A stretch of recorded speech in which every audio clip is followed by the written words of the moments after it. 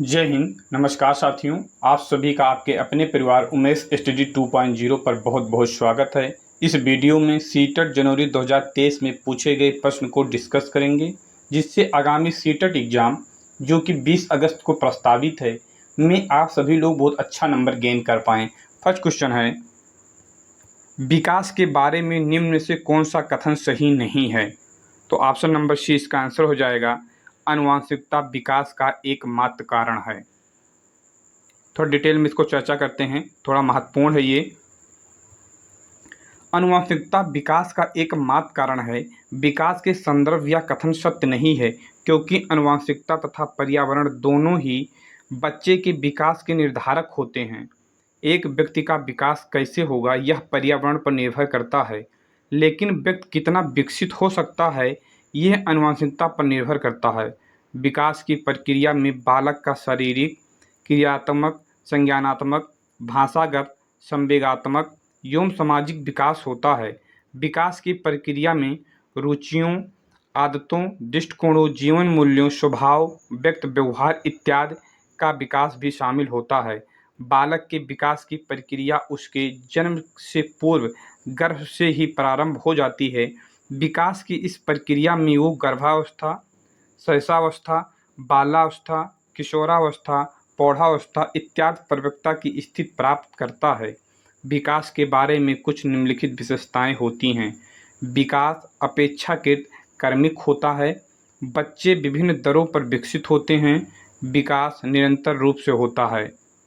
अगला क्वेश्चन है question number 2, मानवीय क्षमताएं जैसे कि बुद्धि, समस्या समाधान एवं समालोचनात्मक चिंतन का सापेक्ष रूप से विकास के किस क्षेत्र के अंतर्गत अध्ययन किया जाता है? तो ऑप्शन नंबर सी इसका आंसर हो जाता है कॉग्निटिव, यानी कि संज्ञानात्मक। अगला क्वेश्चन है क्वेश्चन नंबर 3, बच्चे केवल औपचारिक स्कूली शिक्षा द्वारा ही कौशल, मूल्यों और रीतियां ग्रहण करते हैं। कारण है, बच्चों का समाजीकरण एक सरल रेखीय प्रक्रिया है। बताइए कौन सा आंसर होगा? तो ऑप्शन नंबर डी इसका आंसर हो जाएगा। ये और आर दोनों गलत हैं। ऑप्शन नंबर डी इसका आंसर हो जाएगा। नेक्स्ट क्वेश्चन है क्वेश्चन नंबर 4, जीन पियाजे के अनुसार व्यक्ति किस अवस्था को प्राप्त करने के लिए समाधान की निरंतर खोज करने में लगा रहता है? तो ऑप्शन नंबर ये इसका आंसर हो जाएगा इक्विलिब्रियम, यानी कि संतुलन।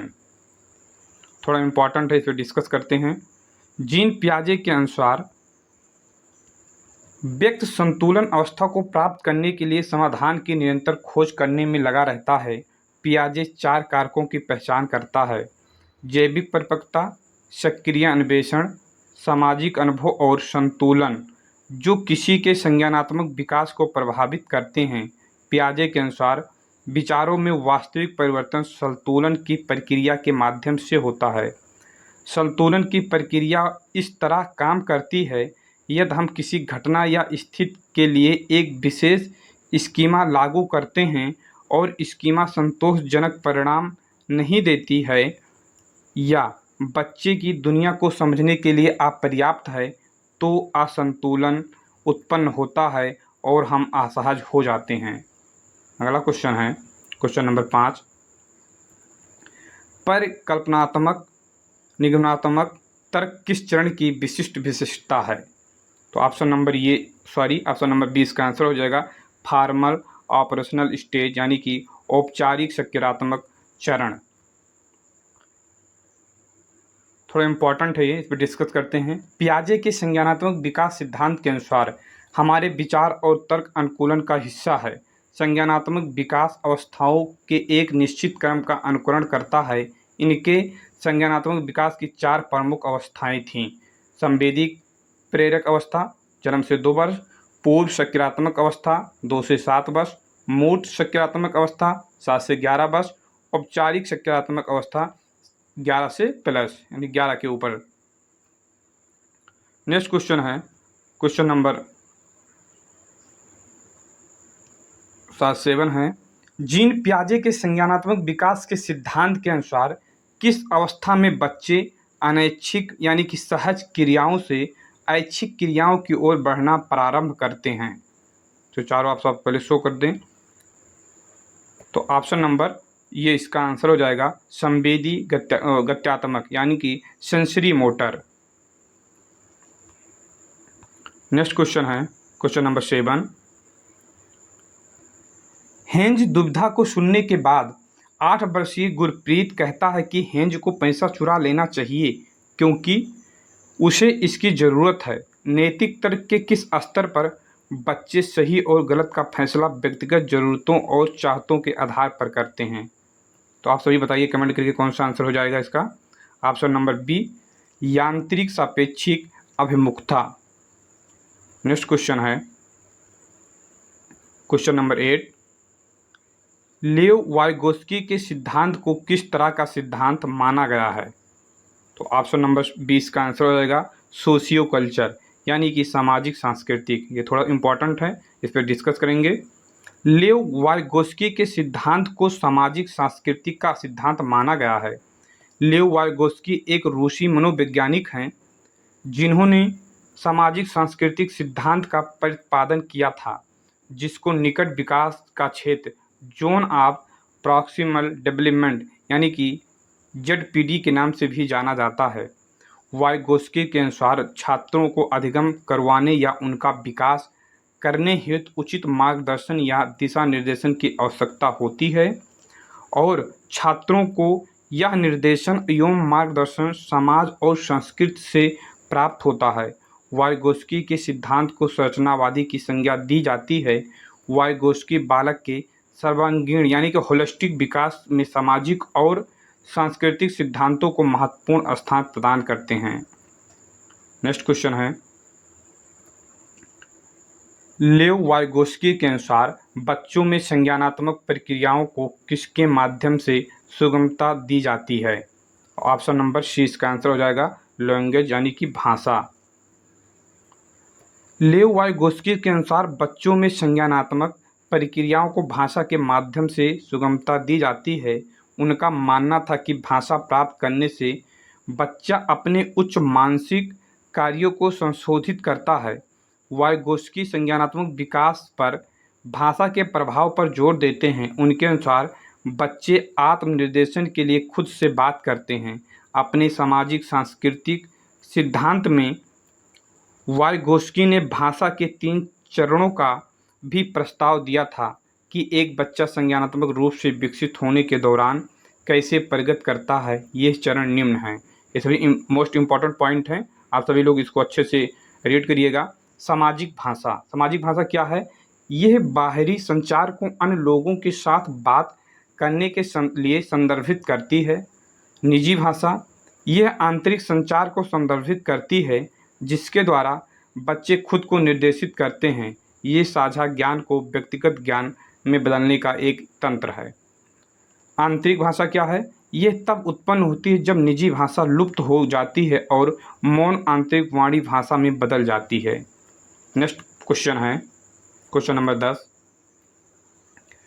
शिक्षा को बाल केंद्रित बनाने के लिए निम्न में से क्या बदलाव जरूरी है? यानी ये बताना है कि शिक्षा को बाल केंद्रित बनाना है, तो शिक्षा को बाल केंद्रित बनाना होगा तो कौन सा ऑप्शन इसमें सही होगा? तो ऑप्शन नंबर बी सही हो जाएगा कंठस्थ स्मरण से क्रिया आधारित अधिगम की ओर, यानी कि किसी चीज़ को याद ना करवा के उसे डूइंग मेथड से कराया जाए, क्रिया आधारित कराया जाए। नेक्स्ट क्वेश्चन है क्वेश्चन नंबर 11। हार्वर्ड गार्डनर के बुद्धि के बारे में विचारों के अनुसार कौन सा ऑप्शन इसमें सही होगा? फर्स्ट ऑप्शन है तार्किक गणितीय बुद्धि बुद्धि का सर्वोत्तम प्रकार है। सेकंड ऑप्शन है दूसरों की भावनाओं को समझने की क्षमता संगीतीय बुद्धि कहलाती है। थर्ड है बुद्धि के 3 प्रकार हैं, विश्लेषणात्मक, सृजनात्मक और व्यवहारिक। और फोर्थ ऑप्शन है हर व्यक्ति अपने आप में विभिन्न प्रकार की बुद्धियों में विविध स्तर निहित करता है। ये ऑप्शन नंबर डी इसका आंसर हो जाएगा इस प्रश्न का। नेक्स्ट क्वेश्चन है क्वेश्चन नंबर 12। एक अध्यापिका को विद्यार्थियों को किसी समस्या पर कार्य करते समय अपने विचारों को मौखिकीकरण के लिए प्रोत्साहित करना चाहिए। कारण है, निजी वाक्य बच्चों के संज्ञानात्मक विकास को सुसाधित करता है। तो आप बताइए ऑप्शन देख के कौन सा ऑप्शन सही होगा। ऑप्शन नंबर ये इसका आंसर हो जाएगा। ये और आर दोनों सही हैं और आर ये की सही व्याख्या करता है। नेक्स्ट क्वेश्चन है क्वेश्चन नंबर 13।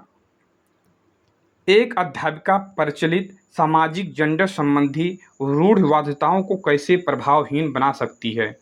फर्स्ट ऑप्शन है, यह सुनिश्चित करके कि खेल सत्र में लड़कियां सिर्फ बैडमिंटन खेले और लड़के सिर्फ फुटबॉल।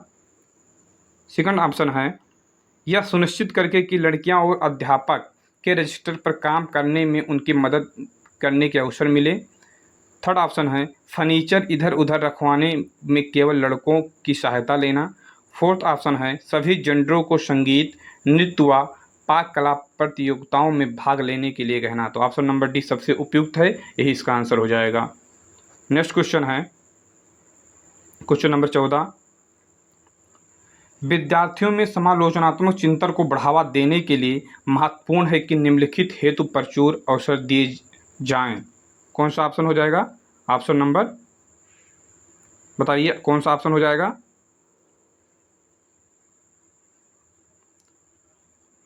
ऑप्शन नंबर इसमें थर्ड भी सही हो जाएगा, जानकारियों की पुष्टि करने हेतु।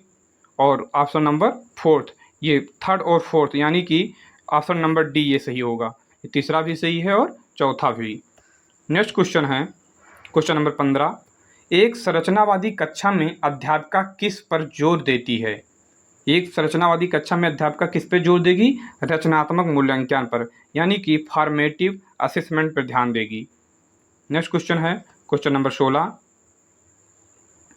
समावेशी शिक्षा के विविध जरियों के निष्कासन पर बल देती है। कौन सा हो जाएगा। ऑप्शन नंबर डी यानी कि भेदभाव। समावेशी शिक्षा भेदभाव के विविध जरियों के निष्कासन पर बल देती है। समावेशी शिक्षा का अर्थ है कि सभी छात्र उपस्थित होते हैं और उनके पड़ोस में स्कूलों द्वारा आयु उपयुक्त नियमित कक्षाओं में उनका स्वागत किया जाता है और उन्हें स्कूल के जीवन के सभी पहलुओं को सीखने, योगदान देने और भाग लेने के लिए समर्थन दिया जाता है। समावेशी शिक्षा इस बारे में है कि हम अपने स्कूलों, कक्षाओं, कार्यक्रमों और गतिविधियों को कैसे विकसित और डिजाइन करते हैं ताकि सभी छात्र एक साथ सीखें और भाग लें। समावेशी शिक्षा एक समान सीखने के माहौल में की जाती है। नेक्स्ट क्वेश्चन है क्वेश्चन नंबर 17। एक ऐसी कक्षा में जिसमें विविध सामाजिक आर्थिक परिवेशों के विद्यार्थी आते हैं, एक अध्यापिका को क्या करना चाहिए। तो ऑप्शन नंबर कौन हो जाएगा, इसमें आप सभी बताइए। ऑप्शन नंबर 20 का सबसे उपयुक्त आंसर हो जाएगा, समावेशी भाषा जैसे कि हमारा विद्यालय, हमारी कक्षा का इस्तेमाल करना। नेक्स्ट क्वेश्चन है क्वेश्चन नंबर 18। दृष्टिबाधित विद्यार्थियों के सफल समावेशन के लिए अध्यापक को क्या करना चाहिए। अध्यापक को क्या करना चाहिए। फर्स्ट ऑप्शन है, अवधारणा की व्याख्या के लिए चित्रों का प्रयोग करना चाहिए। सेकंड ऑप्शन है, सभी प्रकार की लिखित सामग्रियों को मौखिक रूप से प्रस्तुत करना चाहिए। या विद्यार्थियों से बात करते समय हाथों को खूब इस्तेमाल करना चाहिए। या फोर्थ ऑप्शन है, दिखाए जा रहे वीडियो के उपशीर्षक देना चाहिए। तो ऑप्शन नंबर 20 का आंसर हो जाएगा, सभी प्रकार की लिखित सामग्रियों को मौखिक रूप से प्रस्तुत करना चाहिए। नेक्स्ट क्वेश्चन है क्वेश्चन नंबर 19। ध्यानाभाव एवं अतिसक्रियता विकास ADHD ग्रसित विद्यार्थियों के सफल समावेशन के लिए अध्यापक को क्या करना चाहिए। क्या करना चाहिए आप सभी लोग कमेंट करके बताइए। तो ऑप्शन नंबर सी इसका उपयुक्त आंसर हो जाएगा, विद्यार्थियों को समय प्रबंधन और संगठनात्मक आदतों के विकास में सहायता करनी चाहिए। नेक्स्ट क्वेश्चन है, इस पर थोड़ा सा डिस्कस करते हैं। ध्यानाभाव सक्रिय विकार यानी कि ADHD एक मस्तिष्क विकार है जो आपके ध्यान देने, बैठने, स्थिर रहने और अपने व्यवहार को नियंत्रित करने के तरीकों को प्रभावित करता है। ADHD से ग्रासित विद्यार्थियों के सफल समावेशन के लिए अध्यापक को निम्नलिखित शिक्षण रणनीतियों का उपयोग करना चाहिए। विद्यार्थियों को समय प्रबंधन और संगठनात्मक आदतों के विकास में सहयोग करनी चाहिए। नेक्स्ट क्वेश्चन है क्वेश्चन नंबर 20। पठन वैकल्प सापेक्ष रूप से किस क्षेत्र में चुनौती पैदा करता है? तो ऑप्शन नंबर ये इसका आंसर हो जाएगा, लिखित विषय सामग्री के बोध में। नेक्स्ट क्वेश्चन है क्वेश्चन नंबर 21। प्रभावशाली और अर्थपूर्ण अधिगम के लिए अध्यापक को किस प्रकार की शिक्षण शास्त्रीय प्रविधियों का इस्तेमाल करना चाहिए? तो ऑप्शन नंबर ये इसका आंसर हो जाएगा, सांस्कृतिक रूप से प्रासंगिक। नेक्स्ट क्वेश्चन है क्वेश्चन नंबर 22। राष्ट्रीय शिक्षा नीति 2020 अधिगम के कौन से तरीकों पर बल देती है? अनुभवात्मक अधिगम, इस पे भी देती है। डिजिटल अधिगम, ये भी सही होगा। वैज्ञानिक अधिगम यानी कि साइंटिफिक लर्निंग, ये भी सही है। और लर्निंग बाय डूइंग यानी करके सीखना। इसमें चारों ऑप्शन सही हैं, तो ऑप्शन नंबर डी इसका आंसर हो जाएगा, first, second, third and fourth. Next question है, अध्यापकों को विद्यार्थियों के अधिगम युक्तियों के अर्जन को सुगम सहज करना चाहिए। निम्नलिखित में कौन से तरीकों का इस्तेमाल शिक्षार्थियों को अधिक कौशलीभूत बनाने के लिए किया जा सकता है? आप सभी बताइए कौन सा ऑप्शन हो जाएगा। ऑप्शन नंबर सी इसका आंसर हो जाएगा, विद्यार्थियों में स्वयं से प्रश्न करना और स्व आकलन सम्मिलित करके। नेक्स्ट क्वेश्चन है क्वेश्चन नंबर 24। प्रभावशाली समस्या समाधान कारक होने के लिए अध्यापक को शिक्षार्थियों में किसके इस्तेमाल को हतोत्साहित करना चाहिए? तो रिस्पॉन्स शीट्स यानी कि अनुक्रिया समुच्चय का। नेक्स्ट क्वेश्चन है क्वेश्चन नंबर 25। नल के स्रोतों के बारे में चर्चा करते हुए रानी उत्तर देती है कि नल और फव्वारा पानी के मुख्य स्रोत हैं। उसका उत्तर किसका प्रतिनिधित्व करता है? बताइए आप सभी कौन सा ऑप्शन हो जाएगा। ऑप्शन नंबर ये इसका आंसर हो जाएगा, उसकी समझ जो उसके अनुभवों के आधार पर बनी है। जो उसकी समझ है उसके अनुभवों के आधार पर बना है। नेक्स्ट क्वेश्चन है क्वेश्चन नंबर 26। निम्नलिखित में से कौन सा अर्धसंज्ञानात्मक कौशलों का भाग नहीं है? कौन सा हो जाएगा? निष्क्रिय अनुकरण यानी कि ऑप्शन नंबर डी इसका आंसर हो जाएगा। अर्धसंज्ञानात्मक कौशल में विद्यार्थी के अधिगम और प्रदर्शन को प्रभावित करने की शक्ति होती है। अभ्यास के साथ समयानुसार अर्धसंज्ञान विकसित हो सकता है। जब हम अपने स्वयं के संज्ञानात्मक कार्यों का नियंत्रण रखते हैं तो उन्हें अर्धसंज्ञान कहा जाता है। अर्धसंज्ञान छात्रों के विचारों को अपसारी बनाता है और उन्हें अपनी स्वयं की क्रियात्मकताओं का नियंत्रण देता है। अर्धसंज्ञानात्मक रणनीतियों में समस्या को हल करने के में स्वयं का मूल्यांकन करके आत्म सुधार शामिल है। अर्धसंज्ञानात्मक कौशलों में निष्क्रिय अनुसरण का कोई स्थान नहीं होता है, क्योंकि व्यक्ति स्वयं की कार्य करने की क्षमता रखता है। नेक्स्ट क्वेश्चन है क्वेश्चन नंबर 27। भावनाओं और संज्ञान के बारे में निम्न में से कौन सा कथन सही है? कौन सा कथन सही है बताइए आप सभी। ऑप्शन नंबर सी इसका आंसर हो जाएगा, जानकारी ग्रहण करने के कौशल मनोदशा द्वारा प्रभावित होते हैं। नेक्स्ट क्वेश्चन है क्वेश्चन नंबर 28। विद्यार्थियों को अधिगम के प्रति अभिप्रेरित करते रहने के लिए अध्यापक को क्या सम्मिलित करना चाहिए? सम्मिलित का क्या मतलब होता है? प्रमोट करना चाहिए। तो कौन सा हो जाएगा? ऑप्शन नंबर ये इसका आंसर हो जाएगा, निपुणता उन्मुखी उद्देश्य। नेक्स्ट क्वेश्चन है क्वेश्चन नंबर 29। विद्यालयों में बच्चों की सफलता में निम्न में से कौन सा कारक बाधा उत्पन्न करता है? तो ऑप्शन नंबर सी इसका आंसर हो जाएगा, रिजिड करिकुलम यानी कि कठोर पाठचर्या। नेक्स्ट क्वेश्चन है क्वेश्चन नंबर 30।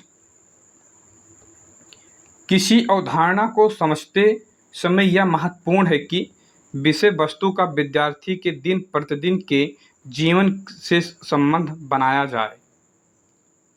कारण क्या है? अधिगम कंठस्थीकरण के माध्यम से बहुत प्रभावशाली होता है। तो आप सभी बताइए इसका कौन सा आंसर हो जाएगा? ऑप्शन नंबर सी इसका सही हो जाएगा। ये सही है लेकिन आर गलत है। फ्रेंड्स, आप सभी इस तरह के वीडियो को देखने के लिए हमारे यूट्यूब चैनल को सब्सक्राइब करिए, हमारे वीडियो को लाइक करिए, अच्छा कमेंट करिए, जिससे हमें मोटिवेशन मिलता है। जब मुझे मोटिवेशन मिलता है तो और अच्छा करने की प्रयास होती है।